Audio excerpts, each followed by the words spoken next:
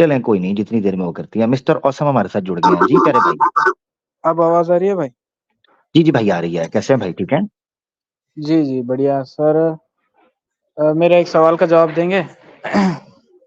आप सनातनी भाई हैं प्यारे भाई? जी।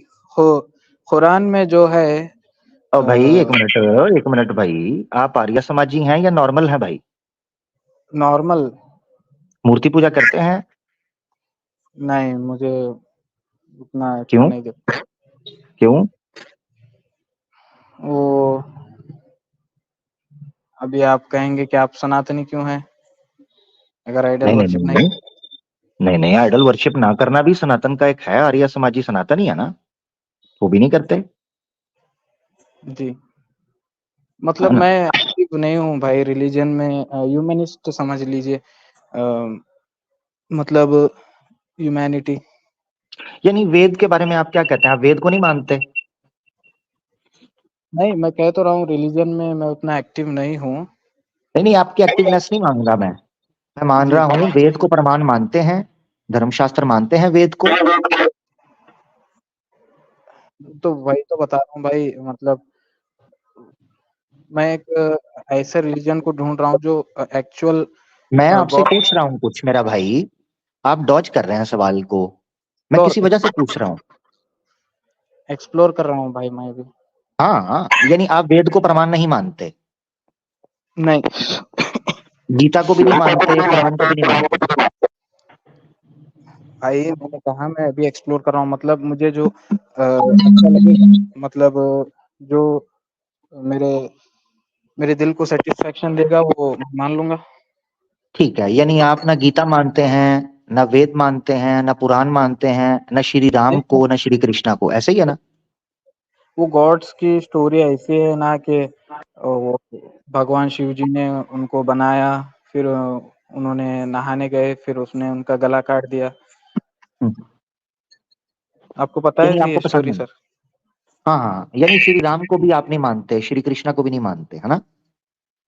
भाई मानता हूँ, मैं कह रहा हूँ कि अभी तो वो एक्सप्लोर भी तो नहीं किया, स्टोरीज ही मतलब हैं। जिस तरह कट्टर हिंदू है आजकल अच्छा अच्छा, जो उतना नहीं रिलीजन है। के। जी, मतलब एक्सप्लोरेशन चल रहा है। ठीक है, कोई बात नहीं, चलें एक्सप्लोर करते हैं जी। सवाल पूछें, आपके माइक से थोड़ा शोर भी आ रहा है। आप ऐसा करें, पहले सवाल रख लें, फिर मैं उसका जवाब दे दूंगा, है चले? कुरान में जो है वो कहते हैं कि काफिर जहन्नम में जाएंगे। जी जी, वेद में भी कहते हैं।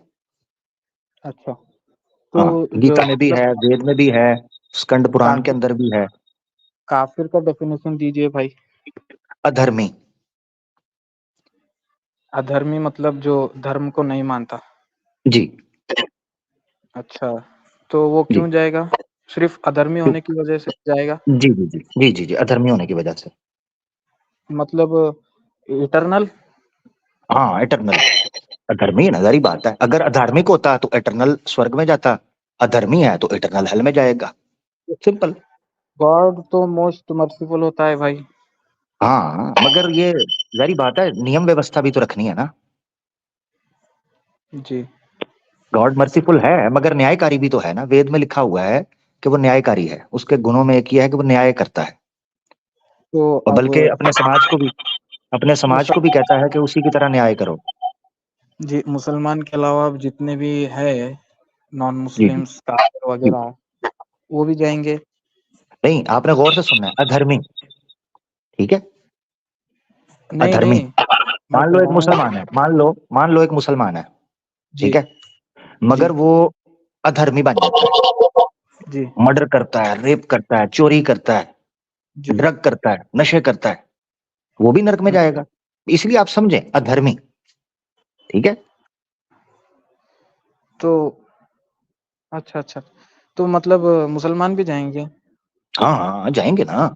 अधर्मी जाएगा ना, इसलिए समझना आपने। देखे, अधर्मी जो होगा ना वो नरक में जाएगा। सिंपल।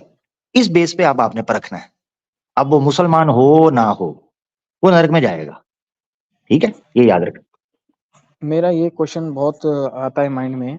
अभी हम लोग है, एक दूसरे का रिलीजन पता है हम लोगों को कि कौन नर्क में जाएगा, कौन स्वर्ग में जाएगा। मतलब हमको स्क्रिप्चर पता है ये धर्म ऐसा है, अगर अच्छे काम करोगे तो हेवन में जाओगे, बुरे काम करोगे तो हेल में जाओगे।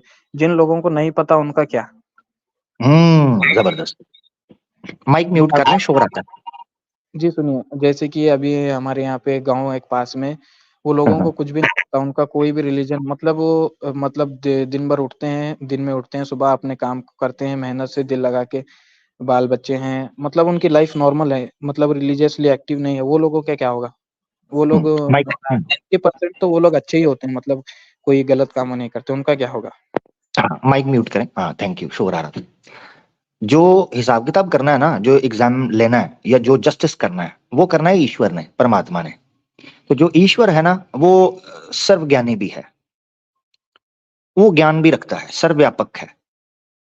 इसलिए उसको पता है कि कौन क्या कर रहा है, क्या नहीं कर रहा। वो हिसाब लेगा। अगर जैसे आप बोल रहे हैं कि उन लोगों को कुछ भी नहीं पता, नॉलेज ही नहीं है, धर्म का पता ही नहीं, कुछ भी नहीं, और हम लोग भी गए हैं उनके पास बताने के लिए, मगर कुछ भी नहीं पता ये वो, तो सारी बात है, ईश्वर बख्श देगा उनको, वो ऑल मर्सीफुल है, आपने बोला। ठीक है ना? आपने भी बोला कि वो ऑल मर्सीफुल है, तो वो उनको बख्श देगा। मगर हाँ, मतलब चूंकि वो सर्वज्ञानी, उसको ज्ञान है हर बंदे की लाइफ का, तो वो मन के विचार भी जानता है। यानी मुझे तो आप जो बोल रहे हैं, मैं तो उसके अनुसार चल रहा हूँ। मगर ये है कि उसको तो आपके मन का ज्ञान भी है, आपका आत्म के अंदर, जो आत्मा के अंदर जो ज्ञान है, जो इवन इच्छा है आपकी, जो आपका काम है, उसको उसका ज्ञान भी है, जो काम वासना है आपकी। तो समझना चाहिए कि वो फैसला करेगा, वो उसके हवाले कर दें। आप अपना देखें, आप अपने आप को धार्मिक बनाएं, दूसरों को छोड़ दें, अपनी बात करें। ठीक है? ओके। नहीं, मैं दूसरों का इसीलिए पूछ रहा हूँ कि अभी इस्लाम के अलावा बहुत सारे रिलीजन जो हैं वो भी बहुत ज़्यादा हो गए हैं, मतलब 2 बिलियन के आसपास। मतलब ये लोग जो इस्लाम के बारे में नहीं सुने, या हेल और हेवन, गुड डीड्स या बैड डीड्स के बारे में नहीं सुने, हाँ, उनका क्या होगा? मतलब उनको किसी ने बताया भी नहीं, उनको पता भी नहीं कि हमारे हाँ, साथ तो बस ठीक है। आफ्टर लाइफ हाँ, में तो बस ऐसा ठीक है, मुझे भी नहीं पता। मुझे भी नहीं पता ना, मुझे भी नहीं पता क्या होगा उनके साथ। वो तो वही करेगा जिसने फैसला करना है। अब वो है न्यायकारी है, ये याद रखना है, और ऑल मर्सीफुल भी आपने बोल दिया। अब ऑल मर्सीफुल भी है, न्यायकारी भी है। अब इस दौरान वो क्या करता है, ये उसका मामला है। ठीक है ना? मेरे आपसे तो नहीं पूछा जाएगा ना। जी, अच्छा, अगर ऐसा है तो फिर उन्होंने प्रॉफ़िट्स को क्यों भेजा? ऐसे हाँ, ही जबरदस्त। उनके विचारों के अनुसार उनको सज़ा दे देता। हाँ, जबरदस्त। ऐसा नहीं होता। जो मनुष्य है वो गुरु के जरिए, शिक्षा के जरिए सीखता है। उसको शिष्य बनना पड़ता है, तभी जाकर उसको पता चलता है। जैसे वेद की प्रकाशित जो ज्ञान है, वो ऋषियों ने, गुरुओं ने आगे अपने शिष्यों को दी।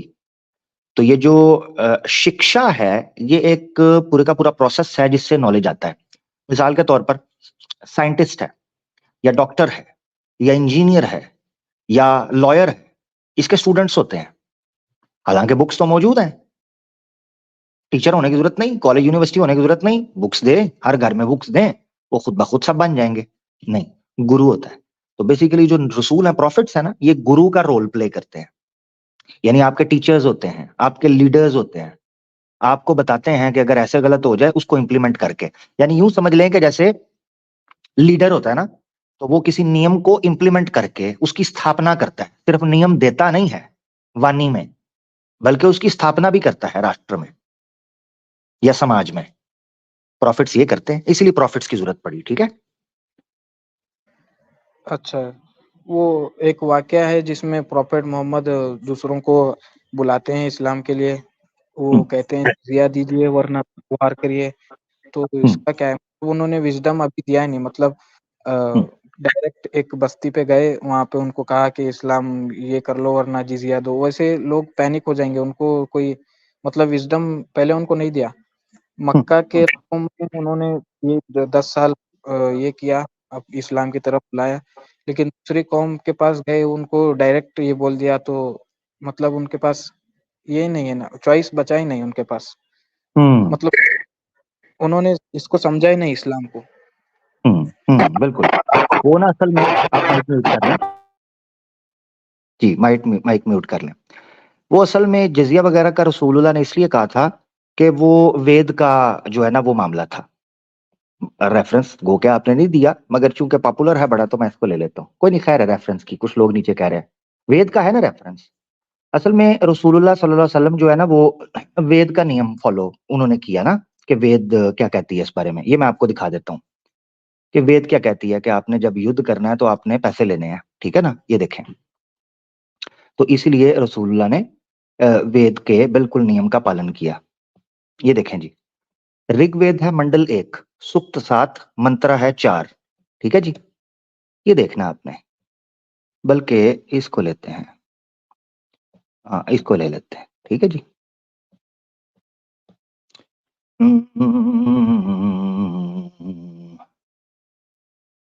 ठीक हो गया, यहां से लेते हैं।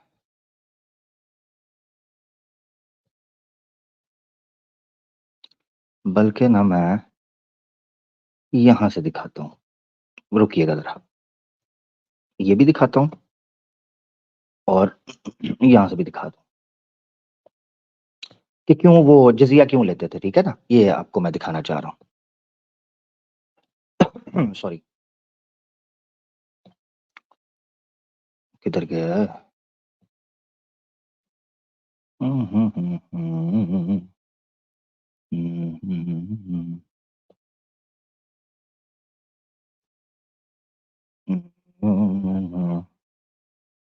बड़ा मजे का ये रेफरेंस है, ये देखना आपने, बहुत मजे का। चलें इधर से दिखाता हूँ, ठीक है, इसको कैंसिल करते हैं, यहां से दिखाता हूँ। हो ऋग्वेद से, ऋग्वेद से भी दिखा देते हैं। ये पहले पढ़ा देता हूँ, फिर यहां से बुक से बल्कि यहां से दिखाता हूँ पहले, रुके। ये ना ऋग्वेद में असल में बता दिया गया था पहले ही, तो इसीलिए ना फिर उनको फॉलो किया गया। किधर गया? ये देखें जी, ये भी दिखा देता हूँ पहले और उसके बाद वहां से हम दिखा देंगे। ये देखें जी, स्वामी दयानंद सरस्वती के द्वारा जो तैयार किया, फिर हम वेद पे जाएंगे, टेंशन नहीं लेनी। ये किताब है ऋग्वेद का भाषा भूमिका, पहले किताब देख लें, ठीक है जी। ये ऋग्वेद भाष्य भूमिका लिखा है स्वामी दयानंद सरस्वती के द्वारा, ठीक है जी। इसके पेज नंबर 207 पे जाएंगे, जहां पर राजा प्रजा जो विषय है, एक मिनट रुके, ये देखें, राजा प्रजा धर्म विषय, राजा प्रजा धर्म विषय डिस्कस होने लगा है। वो क्या कहते हैं ये आपने पढ़ना है। ऋग्वेद का उन्होंने मंत्र दिया जिसको मैं अभी पेश करूंगा, तो वो क्या एक्सप्लेन करते हैं आपने देखना है। हम्म,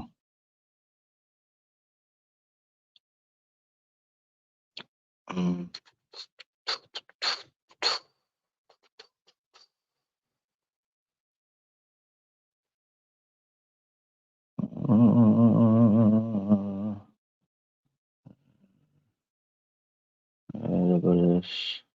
भाई ऐसे ही बता दो ना, वो नहीं नहीं, वो रेफरेंस। पढ़ाना चाह रहा हूँ मैं, हाँ मैं वो पढ़ाना चाह रहा हूँ आपको, जरा रुकिए। ओहो शोर आ रहा है माइक से, जरा इसको बंद कीजिएगा,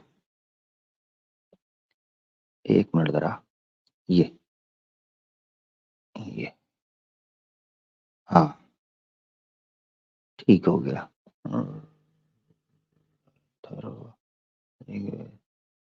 ये देखें जी, ये आपने पढ़ना है, ठीक है जी। ये आपने पढ़ना है जी। क्यों रसूलुल्लाह सल्लल्लाहु अलैहि वसल्लम जो है ना वो जजिया लिया करते थे। पेज नंबर मैं दिखा देता हूँ पहले, पेज नंबर है 188, ऋग्वेद भाष्य भूमिका है। उसमें ऋग्वेद का भाष्य करते हुए वो क्या लिखते हैं, वो कहते हैं, ऐसे ब्राह्मण और क्षत्रियों के साथ न्यायपालक राजा को अनेक प्रकार से लक्ष्मी प्राप्त होती है और इसके खजाने की हानि कभी नहीं होती। अब युद्ध क्या है, यहां इस बात को जानना चाहिए कि जो राजा को युद्ध करना है वही उसका बल होता है, उसके बिना बहुत धन और सुख की प्राप्ति कभी नहीं होती, क्योंकि निघंटू में संग्राम ही का नाम महाधन, जंग का नाम ही महाधन है। सो इसको महाधन इसलिए कहते हैं कि इससे बड़े बड़े उत्तम पदार्थ प्राप्त होते हैं, क्योंकि बिना संग्राम के, जंग के बिना, क्योंकि बिना संग्राम के अत्यंत प्रतिष्ठा और धन कभी नहीं प्राप्त होता।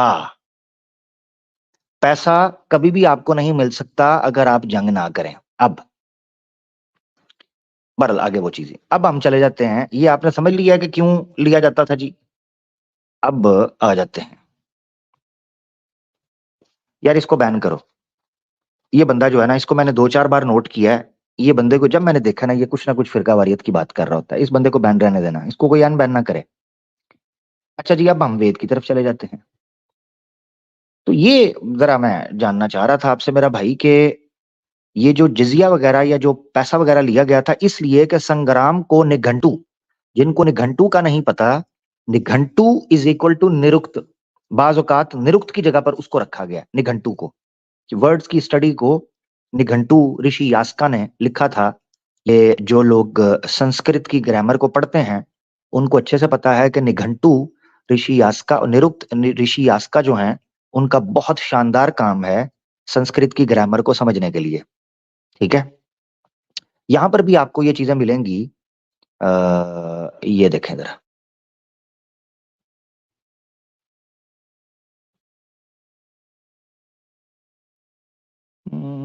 थोड़े दिनों से बड़े बड़े युद्धों को जीत कर राज्य की नित्य रक्षा करते हैं, वही महाभाग्य को प्राप्त होकर सुखी रहते हैं। यह महाभाग्य उन्होंने जिक्र किया है, जिसका मतलब संग्राम का निघंटू के अंदर महाधन है, यानी जंग के जरिए। तो ये सारी बात रखने का, हाँ, मैक्स है ये सारी बात, जिससे जी जी जी, राज्य ये पैसे वाला हो सकता है। हाँ, यानी अगर जंग हो रही है ना, तो जंग के अंदर हम उनसे जो है ना वो जिजिया टैक्स ले सकते हैं, ये इसमें कोई शक नहीं है।